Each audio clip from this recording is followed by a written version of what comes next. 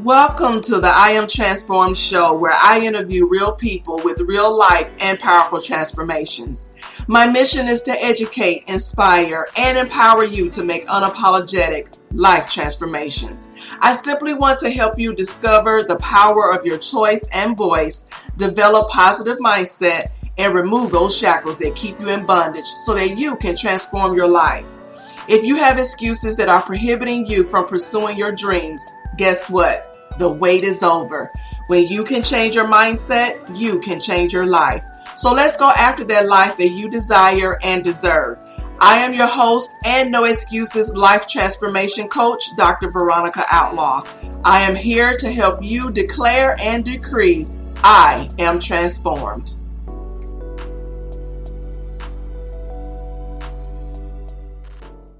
Today we have an exciting episode that's going to be titled No Mountain Can Stop Me, a faith transformation by Alyson Calloway.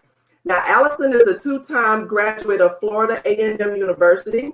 She's a certified professional life coach, an author, a member of Kappa Alpha Sorority Incorporated. She's also a graduate of Cornell University's Women in Entrepreneurship program and the founder of Mamas Movement LLC. And I'm so excited that she's going to talk about that today. It's basically an organization dedicated to creating a strong platform for moms where they can challenge and sharpen each other. Alyson has overcome obstacles that she's going to talk about today. And with faith, she found her purpose in life. So aside from her many accolades, at the core, Alyson is grounded in faith and she's a loving mother. She motivates mothers to chase their dreams post-children, and there is life aside from motherhood. Alyson is going to discuss her journey and encourage you and inspire you to live the life of your dreams. Through God and faith, no mountain can stop her.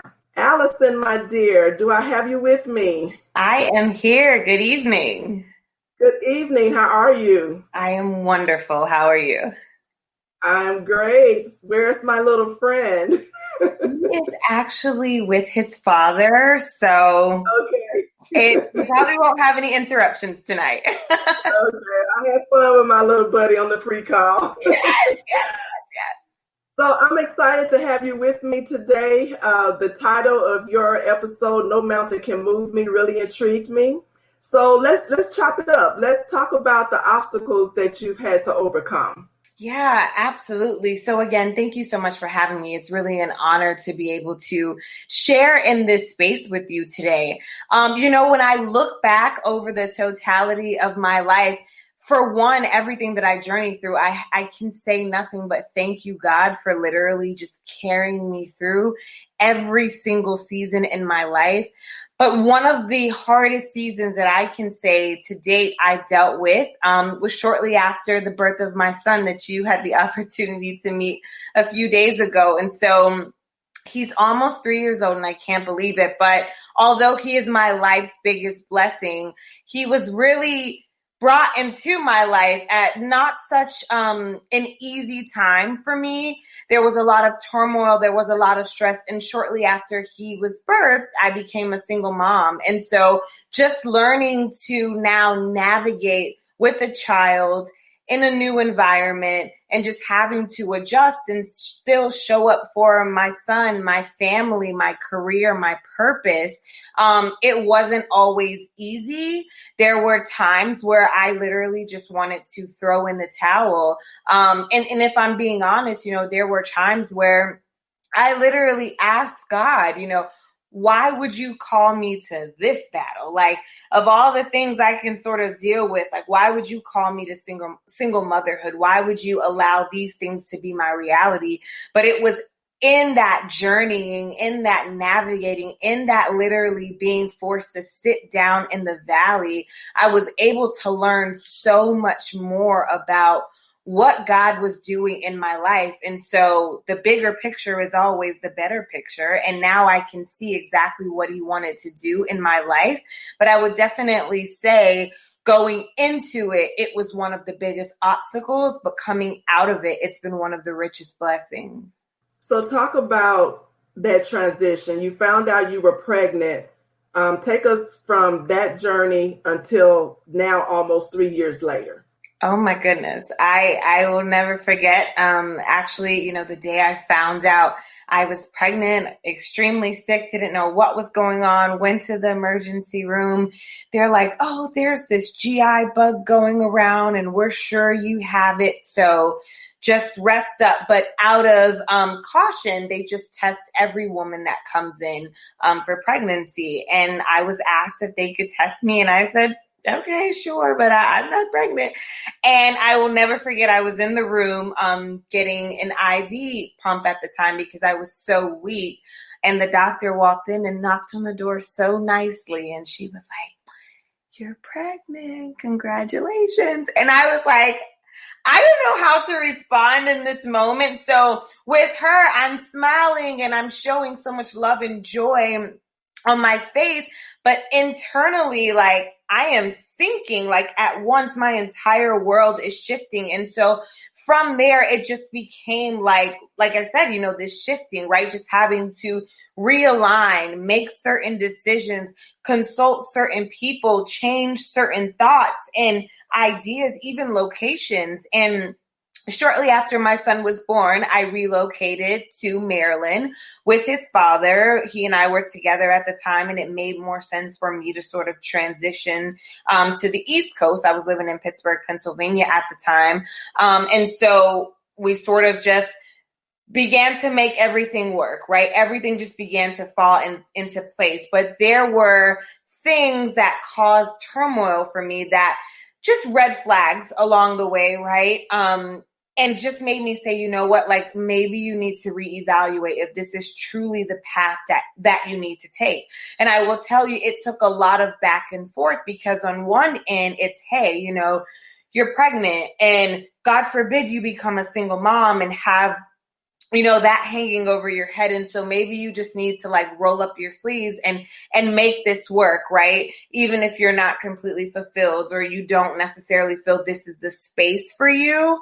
And so that took a lot of like inward battling, to be honest. And I finally decided, we finally decided like, this is not it, right? It just became toxic. It just became unhealthy. And so we just split, we severed ties, and I just continued to go my separate way. But in that, it caused me another relocation. So I left now a second city. So I'm having to find another community, make more friends, find new employment, find care and support from my son and this family that I now have to sort of take on by myself in a foreign land. And so it just became so much like weight on top of weight on top of weight on top of weight. And I thank God that I have a praying family and a praying support system that could just speak life into me when I honestly just felt lifeless. And I just felt I was sort of just going through the process, right? Because that's what I needed to do as a mom for my son. But inside, like I was so checked out, like Alyson was not home. Alyson was not there. And it was literally the voice of God constantly telling me that I will never leave you or forsake you. Even when you feel left, when you feel forsaken, when you feel that you don't hear my voice or you cannot trace me, I need you to trust me in this. And this is ultimately going to make you a better woman, a better mom, a better believer. And this is what's going to literally catapult you into destiny. I didn't see it then, but boy, do I see it now. And I see where God was literally dropping off breadcrumbs along the way. And I can look back, they say hindsight is 20/20, but I can look back and say, you literally never took your hands off of me. And so for that alone, I'm grateful. Were you two, when you two first split up, were you able to co-parent without problems? No. Not at all.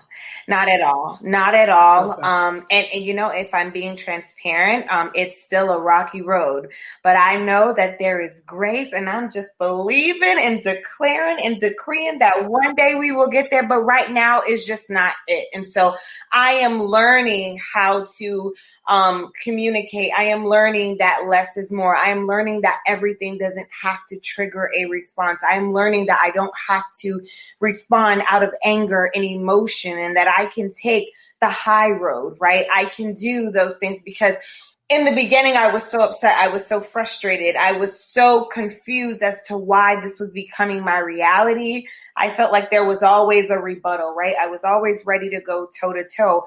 But just in that conditioning, in that time with God, I learned that that's not my position. Like, that's not my place. My job is to, one, be the best parent that I can be, and Right. two, be the best co-parent I can be, right? Just because we didn't work out in that space does not mean we cannot at some point be cordial, be amicable, and do things for our son. But I think the bigger mandate where God just literally had to sit me down and really just get me together is because he's like, you're my daughter. You answer to me. And you cannot respond the way that the world responds, or the way that you think, oh, you know, I was able to retaliate. I know that one hurt, and go for the jugular, if you will. That is not your response, because the word tells us that vengeance is God's.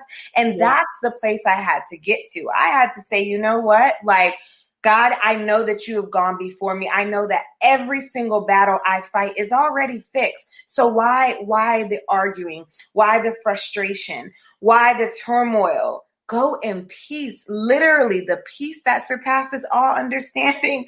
That is what I'm operating in right now. And so, that's where we are. And I do, you know, I pray for better days, because it's not ideal. And I don't want my son to grow up thinking his parents hate each other, you know, because of age-old issues and concerns. And so I really do pray for God to literally penetrate the hearts, penetrate the minds, penetrate the spirits, so that not only healing can come, but so that we can be the best Christians, because that's our first responsibility. Yes, we have a responsibility for our son, but we are Christians, and that is a weighty call. Like, I'm not trying to mess that up. I'm like, God, you've been too good, and I'm trying to get home. And okay, home is higher. So I'm trying to get home. So I'm not letting anything, whether it's this situation or anything else, but I'm not letting anything else remove me from that position. I'm so glad you said that, because, and it's funny that our stories sound so similar. Wow.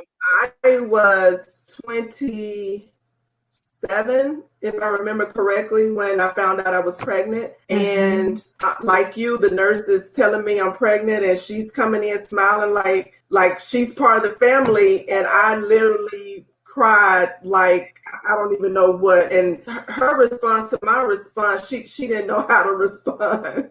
And so she gave me a moment. And when she came back, I gathered myself. And in that moment, I realized I had to figure it out now. I'm almost 30 years old. I got to figure it out. We couldn't co-parent. He thought that I ruined his life. Although the pregnancy was out of deception. And so, but I got blamed for it all. And so, like you, I couldn't co-parent, but I did have to get to a place where I could not let that poisonous stream down to my daughter. And so it got to a place where I had to be the bigger person. And it sounded like what you did also, because at the end of the day, no matter what's going on between the two adults, you have an impressionable child that's looking and watching. Absolutely. So you made a comment that you had to move a couple of times, and you talked about the community and the support. Talk about that, because as a single parent, I had to do that too. I finished a master's degree, and I moved about an hour and a half away to a place I had never been before. My support system was an hour and a half away. Next time I moved, my daughter was older, and I moved 8 hours away to a state that I had never been before. So talk about that community and support, because a lot of times single parents do think they're in it by themselves, and that could not be the case. Yeah, absolutely. So can I just tell you, you are on the brink of moving me to tears right now. And I think it's because it's amazing when, you know, someone can encourage you and whatnot, but it's also so amazing when you see somebody else who has walked through some of those very same things. And so it just reminds you that, like, yes, you can do it. And even when you don't feel it, like, you have an example and somebody who has literally gone through the same thing, and look at them as well. Right. And what you said is spot on. It is not easy to relocate as a single parent, especially when you are leaving. In my case, I was in Pittsburgh for about 5 years.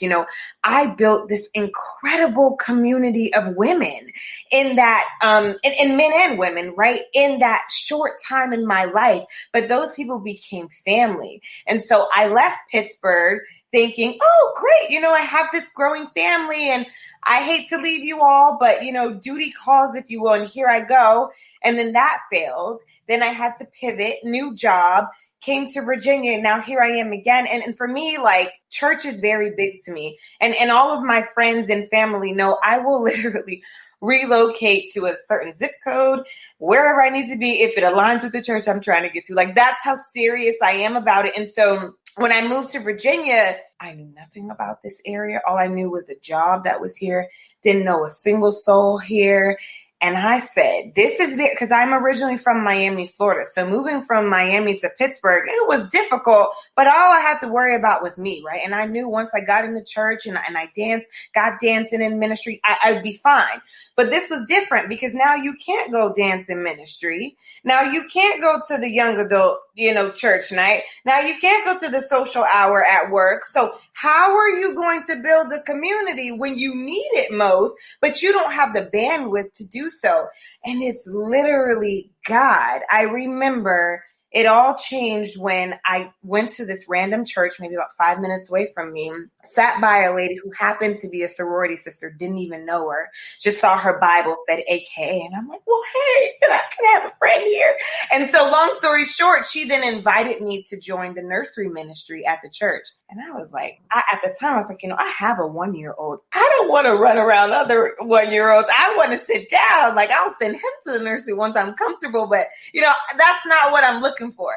But I did it. And out of that, I met some incredible women, single moms, married moms, younger women, all these people who then started to become a part of my community. And granted, COVID, we're not seeing each other. And so that's been a little bit interesting, but I just felt like God was just saying, like, just try me. Just try me. Like, I'm not going to leave you empty, right? I'm not going to leave you without resources.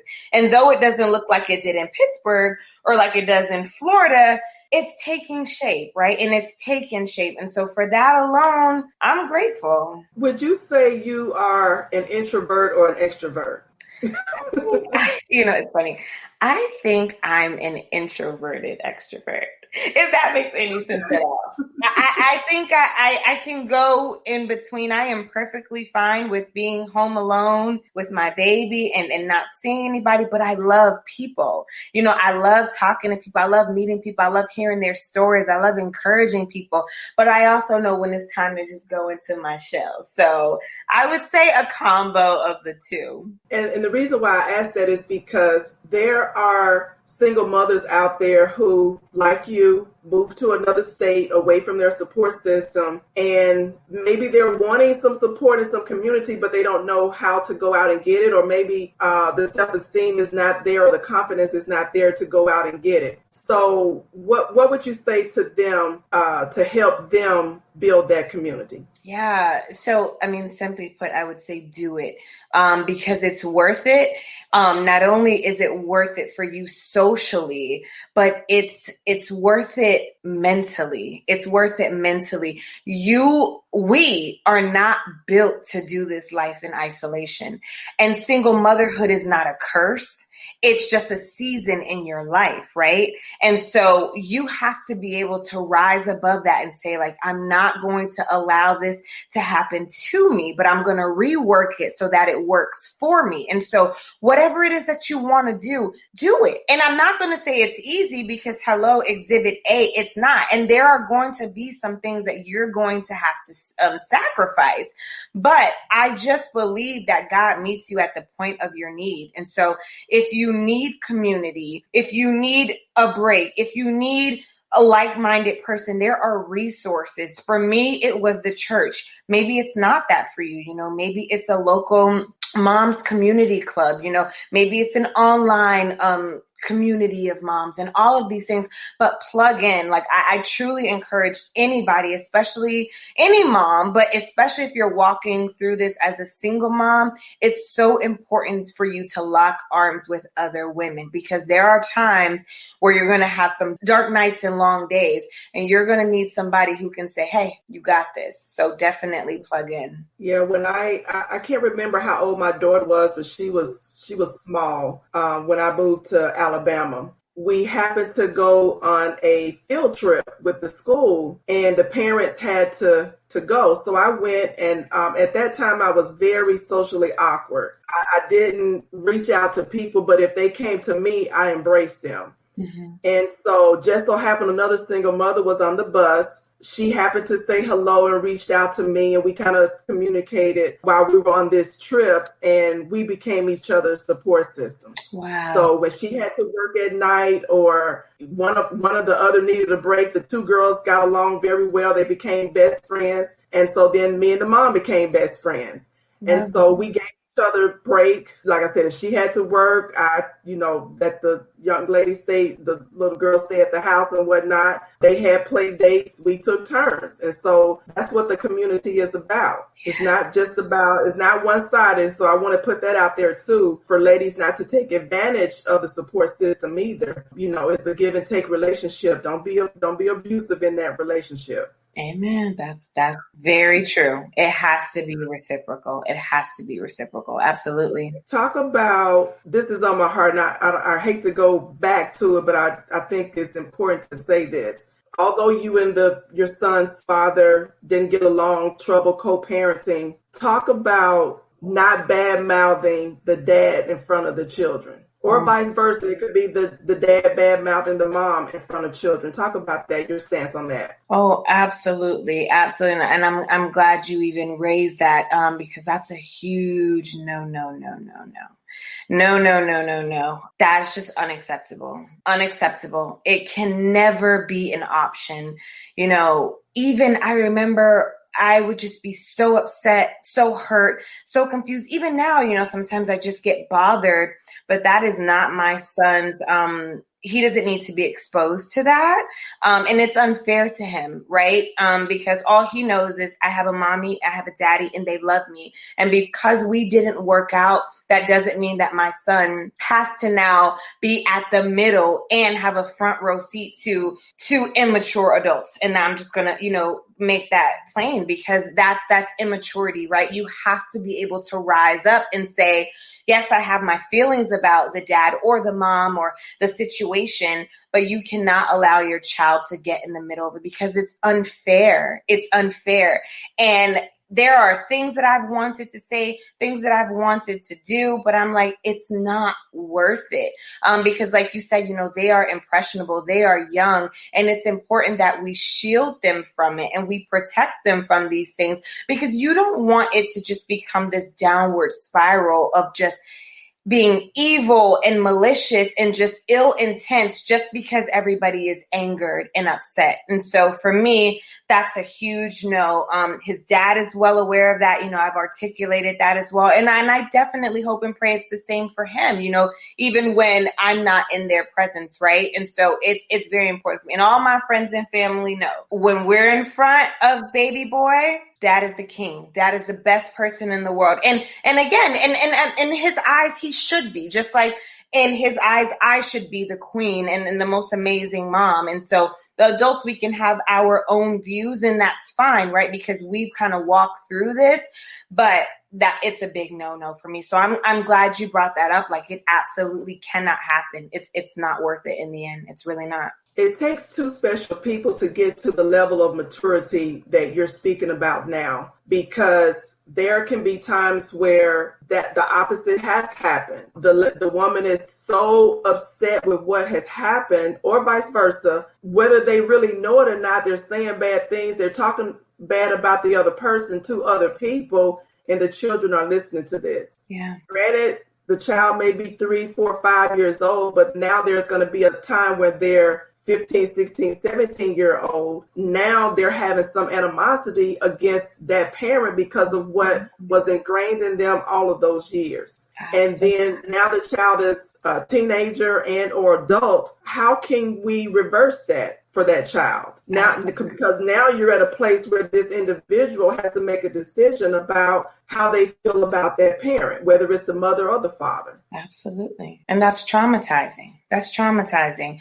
And it's not something we should want our kids to be exposed to. You know, I sometimes hear, you know, parents will try to like have a child, you know, pick sides and pick favorite. No, love us both. Like, love us both. Make space in your heart and your mind for both of us, because we obviously both love you. And I know everybody's situation is different, right?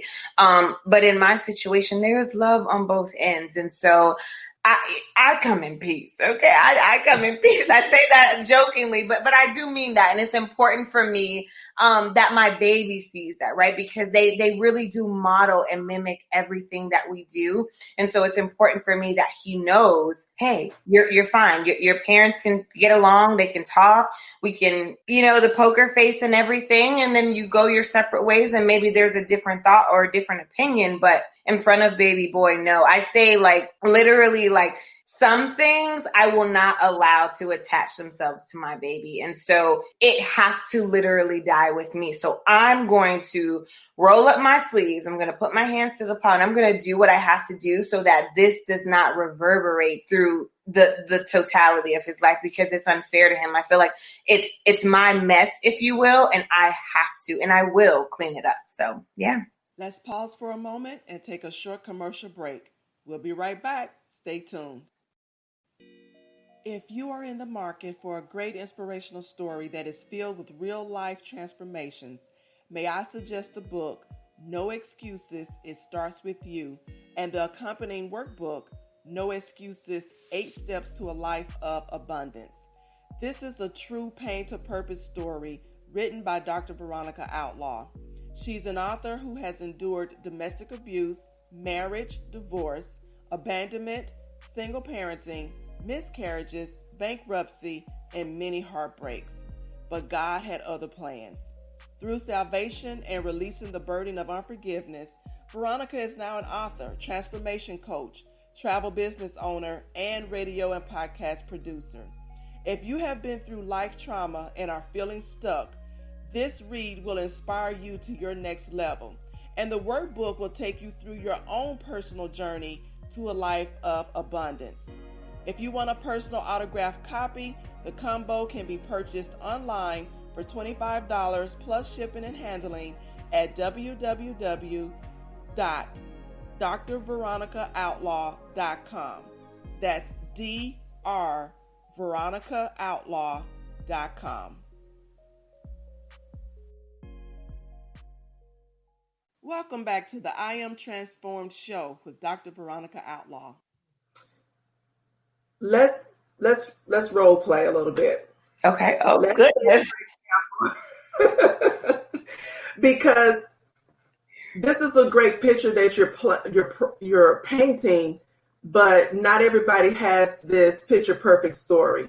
Yeah. People are angry and they're unforgiven for whatever may have happened years ago. And like I said, the child is in the middle. So let's say, the relationship didn't work out. Now daddy is off with another woman. Mm-hmm. And maybe that woman has children. And that dad is being more of a dad to those children than he is to his own child or children. Mm. What I know that's not your situation, but can you even fathom what to tell somebody in that situation? Well, yeah, that's a lot. And I know that's reality, right? So I want to be clear. Do you mean what I would tell my son or the conversation I would have with his father? Either or. Because if the father is not being the dad he's supposed to be to his own child, his biological child, mm-hmm. Now that child is going to have feelings about that treatment, especially when he or she sees the dad being more of a dad to somebody else's children. So now the mother and father have not gotten along, and now there's this whole other dynamic. And Now, as a single mother, you really got to pull up your sleeves now to work past that and still be able to raise your child in a productive home. Yeah, absolutely. And I think, at a first thought, it would be a conversation with his father, because I do believe in sort of addressing the source and getting more information behind the why.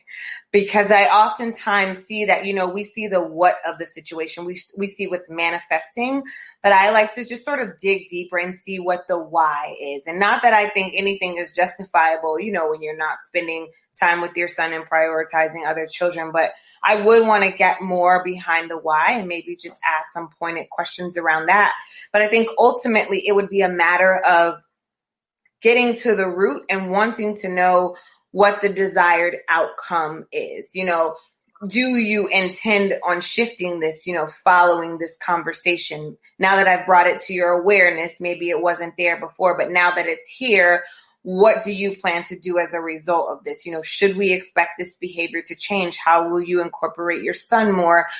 And one thing that I will say, in just some therapy that I did a couple of years ago now, I'll never forget, the counselor was saying it's so important, especially as the nuclear family separates, to always get that single-handed time with your child. So say, I'm dating someone or dad is dating someone, that's okay if you incorporate them in certain things, but it's important to have that isolated time because you never want your child to feel like, wow, every time I come to dad or every time I see mom, she's always with X or he's always with Y. It's important to get that one-on-one. So it would be me just having that conversation and reminding him of the importance of that one-on-one time. But I think it's mostly about seeing the outcome. And I think if this becomes perpetual, right, and we don't see a shift, then I think it would just be a matter of, if my son is of age, allowing him to kind of spearhead that conversation and obviously being in support. But now I need to know because this is affecting him mentally. And that's not what we're here to do. And so we need to be clear about our intentions and our role and how well we want to play it in his life, because we're not going to be in and out or switching and prioritizing other people, because mentally that's not okay. And that's not something that I would ever stand for when it comes to my baby. Even if he's 25, he's always my baby. So my baby. Yeah. Can you speak to forgiveness? Have you gotten to a place of forgiveness with your child's father? Wow. Just listening to you with this piece, I see this piece all over you. What it says to me is you've gotten to a place of forgiveness in order for you to be able to rise above whatever you all went through to get to this place of my child comes first. No matter what, he comes first. Yeah. Oh my gosh. That's such an amazing point that you raised. And thank you so much for saying that. Because I really do have a piece. Oh my gosh. Like I fought to be in this place. But I really do have a piece. So the fact that, it's tangible, like that really means a lot to me, because it took a lot to get here. And I will say, with every bone in my body, I can finally offer a yes in that space. I think I've been asked this question so many times, and they'd be like, pray for me, I'm not there yet, or we're getting there, we're closer. Or admittedly, I might just say, yeah, just because it was the right thing to say in that moment. I felt like I was kind of pinned on the wall. But I will tell you where I am right now in this season of my life, forgiveness has already been offered, even without the apology, right? Because that's not necessary. But I realized that the forgiveness was not just from, me to give him an award or something and say, oh, you've been forgiven, because quite frankly, I don't know that he cares to have that, right? But for me, it's been so liberating. It's been so freeing, literally a burden that I don't have to carry. One, because, the word tells me, God, cast those cares on me. That's what I'm here for. I'm your father and I will help you. And I want to just pause there for a second to say, if somebody wrongs you or something happens, don't rush your forgiveness process. I know, for me, especially like as a Christian, sometimes we think, oh God, it's the right thing to do. I got to hurry up and slap forgiveness on this. I got to hurry up and do this. But it's like, no, God wants you to be real and raw and transparent. That's the only way that you can really work through those deep-seated issues.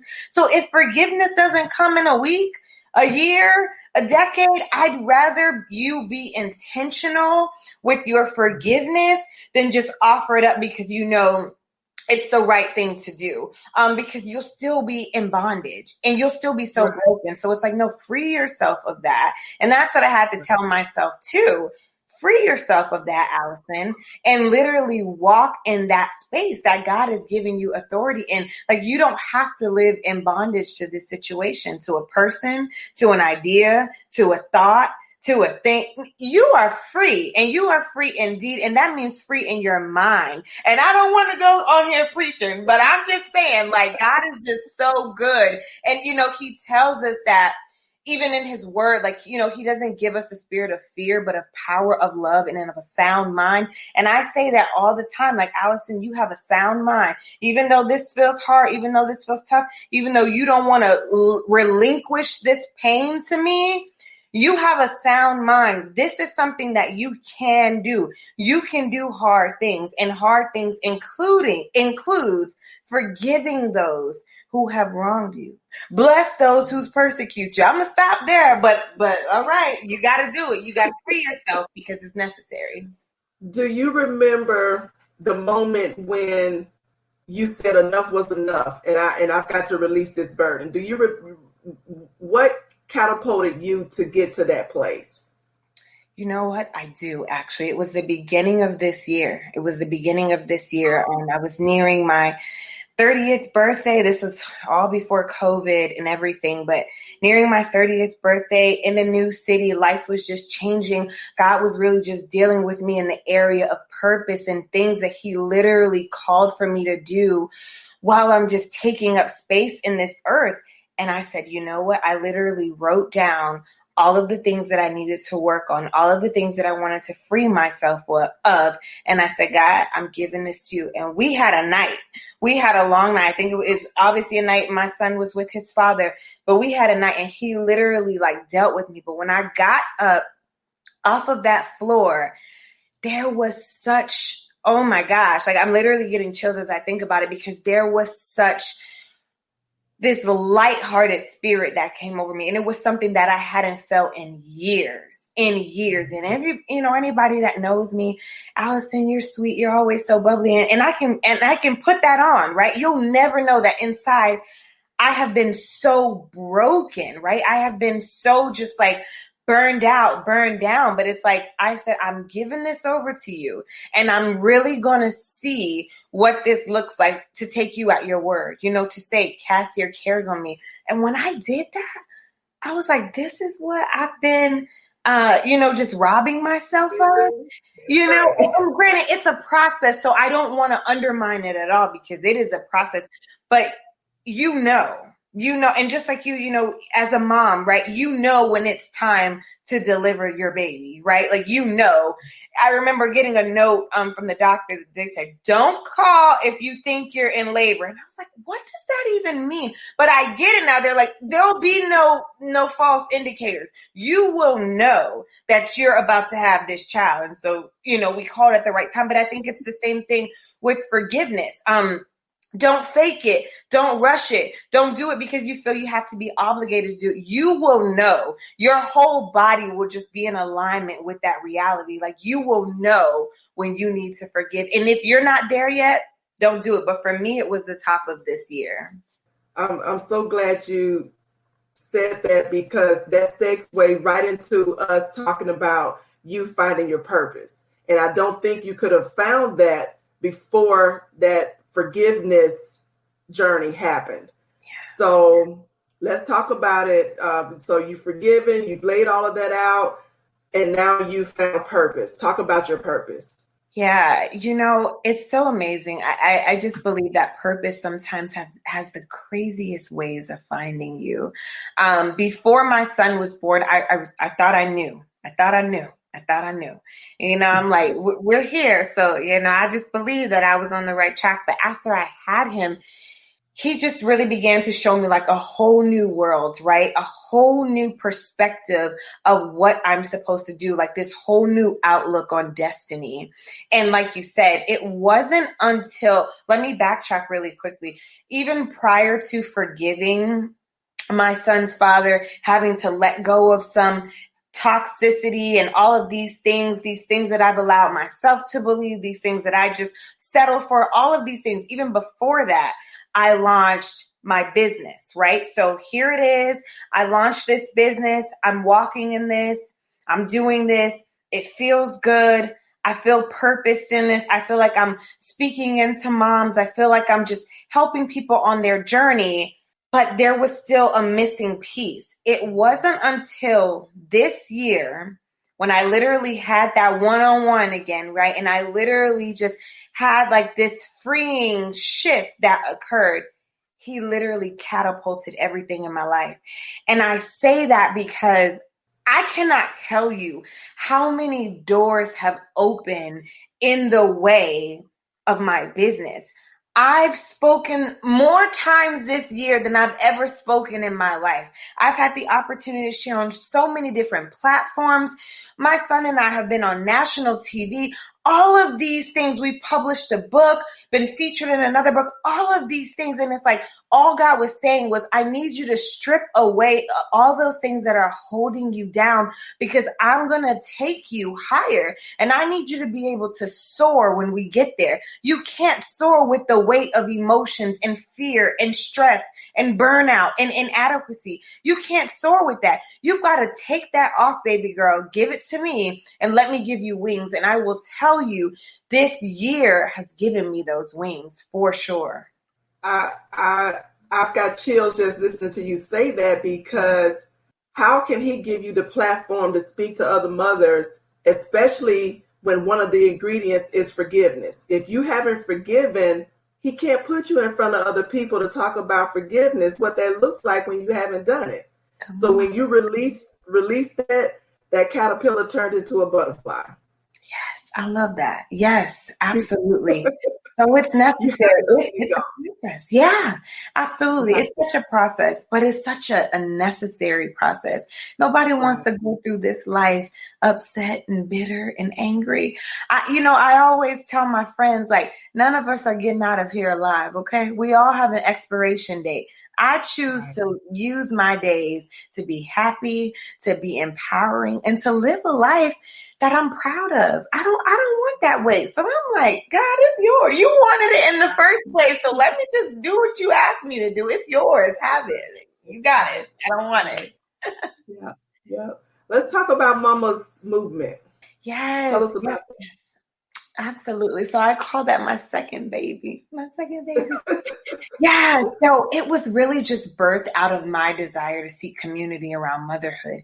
I remember when I initially had my son, I suffered with postpartum depression. And for a while, a lot of people didn't even know it. I was just dealing with so much. It was a rough season in my life. And a lot of my closest friends weren't and aren't yet moms. So granted, they were there, they were pouring into me, they were locking arms with me, encouraging me. But sometimes, like I was telling you earlier, you need to see somebody who's been through what you've been through and can tell you, this is okay. You're going to get through this. Why? Because I did. And I'm going to pull you through. I'm going to help you. I'm going to encourage you. And so I desperately needed that. And so I just began to carve it out. I said, this is what I want. And so obviously there's a need, right? Even if it's just a need for me, there's a need. And so I want to fill it, right? I want to be a bridge for moms. I want moms to know that, like, you can still rear your children, raise a family, and seek out after your own purpose, right? You can be a mom, you can be a wife, you can be career driven, you can be an entrepreneur, but you can still take care of you. You don't have to leave yourself behind in the process. And I also wanted them to know that whatever you're feeling, you're not crazy. You're not weird. Sometimes motherhood can be isolating. And so I wanted to build a bridge to help encourage empower, challenge, because it's important to challenge and hold people accountable, but to ultimately come alongside the journey for like-minded moms to say, we've got this, and we've got this because we have each other. Talk about so you're an author now. Yeah. And you were a referral from Rebecca and Brianna of Millennial Transformations. Talk about how you got that opportunity and why you took it. Yeah, absolutely. And so that project is just an incredible one. I'm so honored to have been a part of that. Rebecca and I, we go way back to my Pittsburgh days. So I actually met her while living in Pittsburgh. We worked for the same corporation.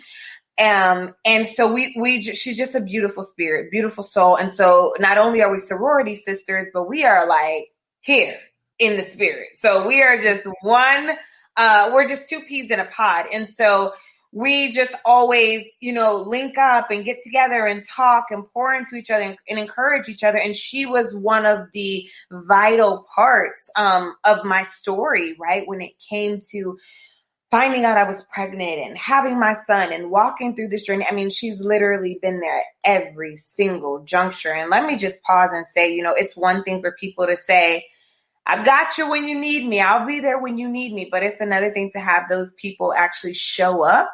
And I can 150% say, she's always showed up. And so when this project sort of came on her and Bree's hearts, they reached out to me to be a contributor, to basically share my testimony with the world, right, with their platform, and be able to show people that you can go through things, like you can be bruised in life, but that doesn't mean you're broken, right? And that doesn't mean that you now are robbed of the opportunity to live a purpose-filled life. And so they reached out to me, and I wrote a story on my testimony, and I went in depth about that season, that journey, the before and the after, and sort of where I am now. But it was such a beautiful experience, and a very eye-opening experience, because I think it's one thing to, say your testimony and share it, but it's another thing when you have to sit down with it, write it out, go back through those areas that you kind of just want to blot out and erase and not remember, but you kind of have to revisit them because, I told her my commitment to this is very true. It's very real, but I have to be transparent. I'm not going to sugarcoat it because somebody needs to know that there is life on the other side of any cataclysmic experience you have. And so that's basically how it started. And so their book is in production and they've been selling all over, but it's beautiful to have just a little bit of my life etched into their book. So it's awesome. On the pre-call, I didn't know you had a second book. So talk about your children's book, because I was getting ready to ask, is there a solo project out there for you? Oh my God. Yes, there actually is. Yeah, it's like perfect timing, right? So yes, in October of this year, my son and I, we released our project. It's called Every Day I Am, and it is basically a book filled with affirmations for little children. We have affirmations that we do every morning. And so one morning I said, you know what, I'm just going to record him saying his affirmations and put it on my Instagram and, whatever. I normally post my son on there, so it wasn't anything foreign. The video ended up going viral and we were all over the internet. I mean, everywhere. Brands were sharing, news outlets reached out, and so many people were just overjoyed by those affirmations and just how positive we were, just being in a time where everything just seems so heavy, with COVID and racial injustices and all of these things. We just spread, just an ounce of light into the world. And so we gained traction. I said, I would really love to put this in print, right? So it can not only be seen on my social media page, but just really be webbed into the hearts and homes of people all over the world. And so with the help of my family. We just did it. We did it, rolled up our sleeves, got it out there. And so it's called Every Day I Am. It's a book of affirmations for little children. It's available on all retailers, Barnes & Noble, Amazon, Target, wherever, books are sold. And it's been an amazing journey just to receive that outpouring of love. But what's most important for me is for a baby boy to see himself in print. He knows it's him on the cover of the book. He's not quite reading yet, but he's really getting into like sight words and whatnot. And because he remembers the affirmations, when I read the book, he's just like taking it on and doing his affirmations. And so it's important for me that he's like filled up with those good things so that as he goes out into this world, he'll never forget what he learned on the home court. Wow. Do you have that book where you can put your hands on it? Give me a second. Go ahead. Okay, 1 quick second. I want to see the cover of this book, and I want her to read a page from that book just to encourage the single mothers out there who to know that there is life past single parenting and that you can manifest these things that you want to do. And we're going to see a sample of that. So we want to see the cover and for you to read a page. So this look at that. Every Day I Am. My little one has a fro hawk, so we tried to get the image of the character to really resemble him. But yeah, so he's standing on top of the world, just being reminded that he can do anything. And yeah, sure, I'll read you like maybe the first page. Sure. And it really, really excited about it. And so it says here, every day, I want to make sure to don't get the glare, but every day before I go to school, mommy lets me say words that are very cool. And this is like the first affirmation, I am strong. There are about 6 of them. And then on the very last page, it's like a repeat after me section.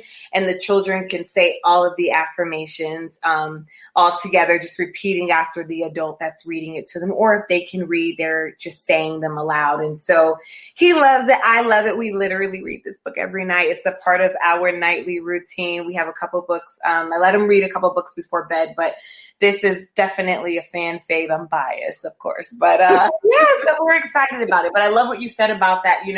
Anything you go through in life, right? It doesn't have to be a death sentence, right? You can still rise from it. You can still rise from it. Out of the ashes, we really do rise. And no is not a final answer. You can do anything that you want to do on this earth, no matter what situations you've been given, what card you've been dealt with. You can do anything in this life you put your mind to. And did that book come out this year in 2020?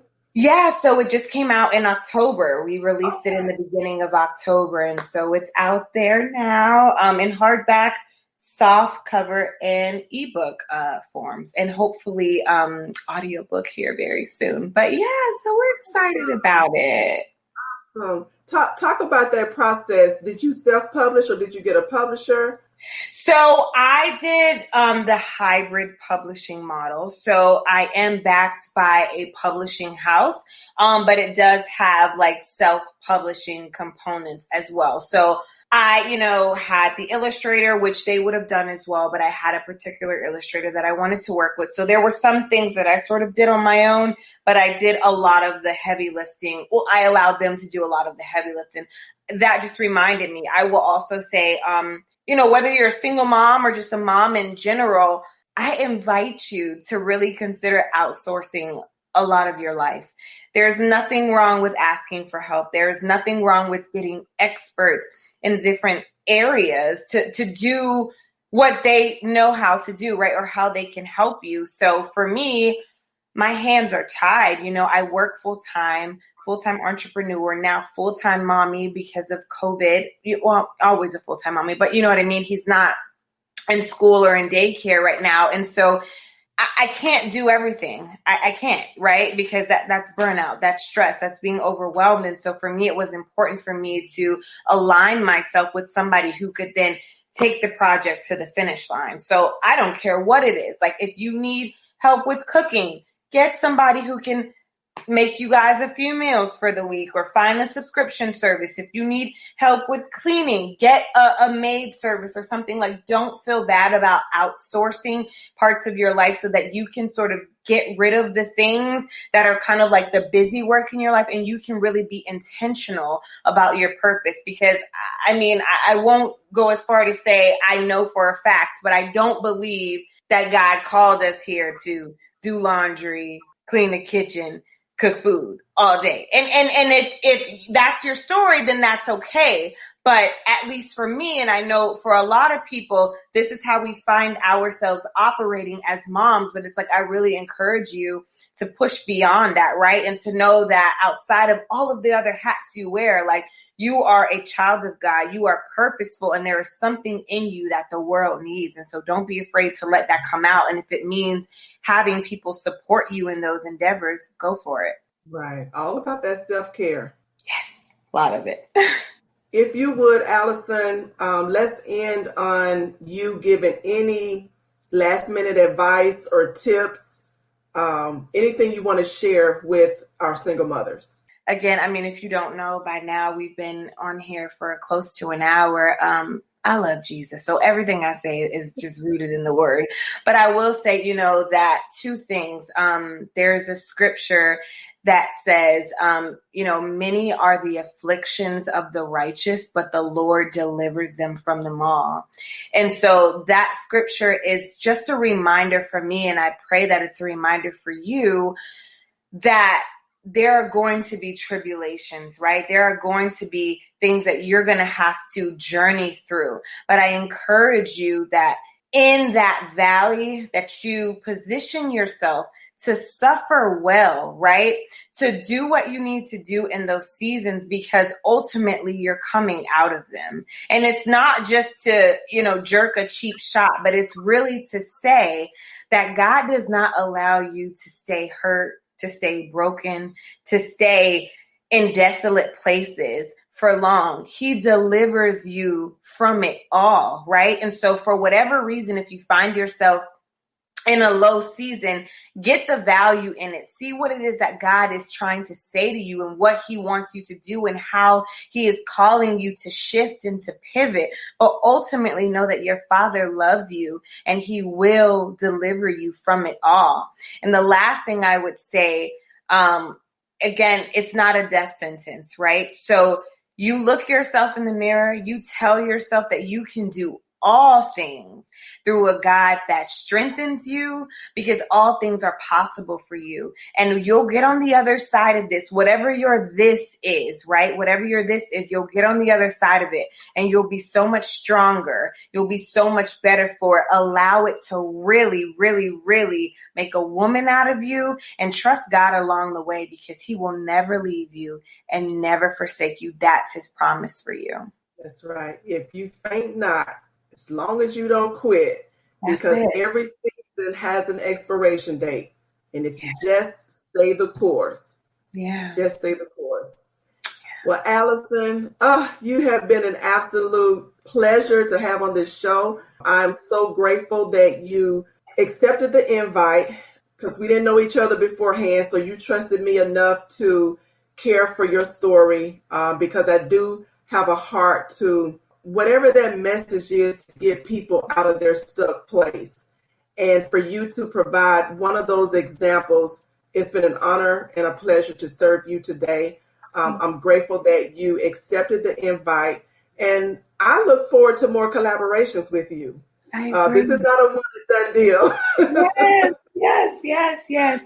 No, thank you. And I just want to say thank you so much. Yeah, absolutely. I just want to say thank you so much for having me, for opening up your platform and your heart. You are just absolutely amazing. And so I'm just honored to be here. I am over here in awe, just at the way that God moves and connects you with people that you never would have been connected to, right? And so I'm just grateful for you and all that you're doing as well. Thank you. Thank you for sharing that. Well, this is the end of our show. Thank you all for tuning in to the I Am Transformed show. Be on the lookout for the next episode. And until then, speak life over yourself and pursue your dreams and go after that life that you desire and deserve, but you have to believe that you deserve it. So let's tackle these excuses that are hindering you so that you can declare and decree, I am transformed. God bless you.